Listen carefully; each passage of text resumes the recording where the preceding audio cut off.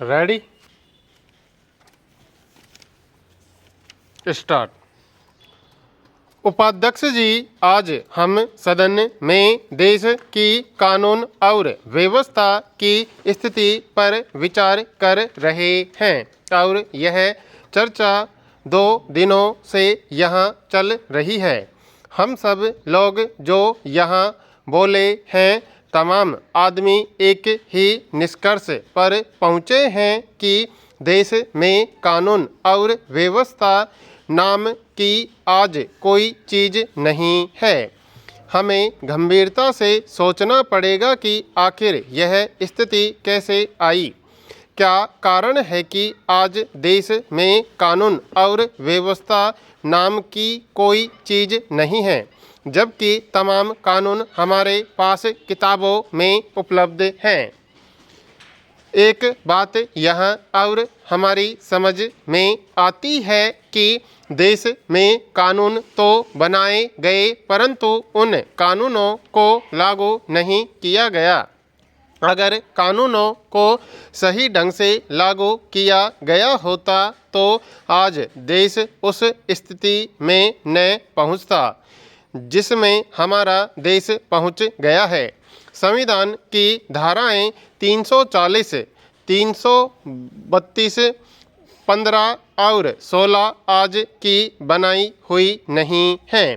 वे अनुच्छेद उस समय बने जब हमारा देश स्वतंत्र हुआ था।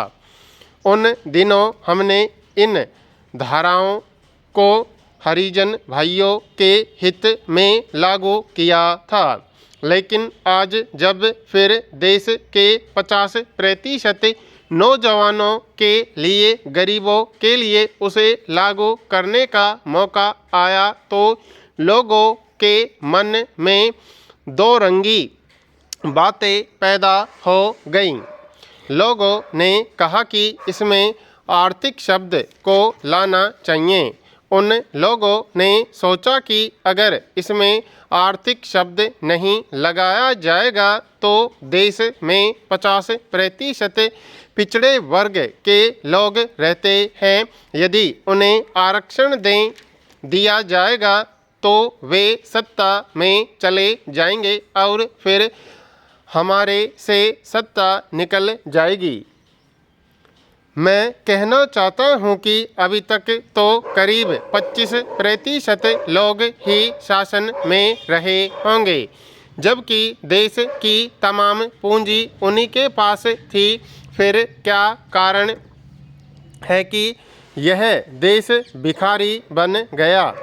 क्या कारण है कि जब तक हम अपने देश का सोना बाहर गिरवी नहीं रखते, हमारी आर्थिक स्थिति ठीक नहीं होती? क्या कारण है कि तमाम फौज आपके पास मौजूद है, तमाम कानून की किताबें आपके पास हैं, फिर आप उन्हें लागू क्यों नहीं करा पाए? उन कानूनों को लागू कराने वाले आप लोग ही तो हैं। आप कहते हैं कि मैं ही केवल भगवान के यहाँ से सीधे आया हूँ। यदि कोई दूसरा आया है तो घूमकर आया है। इसके बावजूद क्यों देश की हालत खराब हो गई? उपाध्यक्ष जी, मैं कहना चाहता हूँ कि जिन लोगों ने अभी तक अकेले राज किया है, अगर अकेले राज करने की नियत रखेंगे तो इस देश की हालत और अधिक खराब हो जाएगी और फिर देश को कोई बचा नहीं पाएगा। मैं सरकार से कहना चाहता हूं कि अभी तक केवल 25% लोगों ने राज किया है।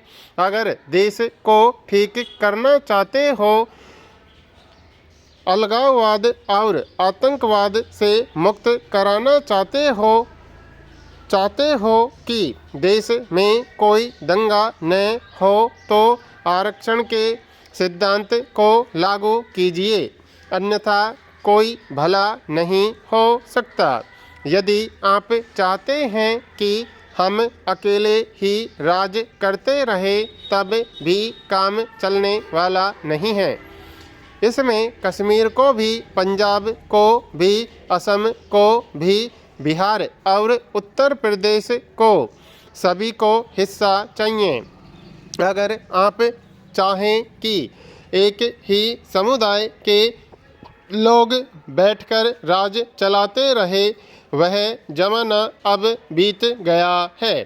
सभी का हिस्सा उसमें है और अगर सभी का हिस्सा देंगे तो देश ठीक से चलेगा, नहीं तो देश चलने वाला नहीं है। आज कश्मीर हमसे अलग हो रहा है। कश्मीर की नीयत अवश्य खराब हो गई है। जिस समय हिंदुस्तान पाकिस्तान का बंटवारा हुआ था, उस समय पाकिस्तान की नीयत क्यों खराब हुई? उस समय ऐसा इसलिए नहीं हुआ क्योंकि कश्मीर के मुसलमान हिंदू के प्रति ठीक थे और सोचते थे कि हिंदुस्तान हमारा है।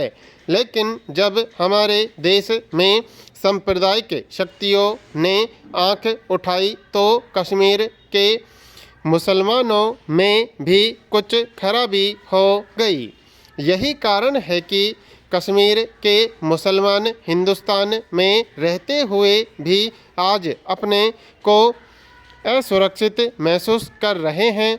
जो सांप्रदायिक शक्तियों को आगे बढ़ाना चाहते हैं, मैं उन लोगों से कहना चाहता हूं कि देश में राज करने के लिए उनको फिर से सोचना चाहिए। अगर मुसलमान को हिंदू बनाना चाहेंगे तो यह काम होने वाला नहीं है।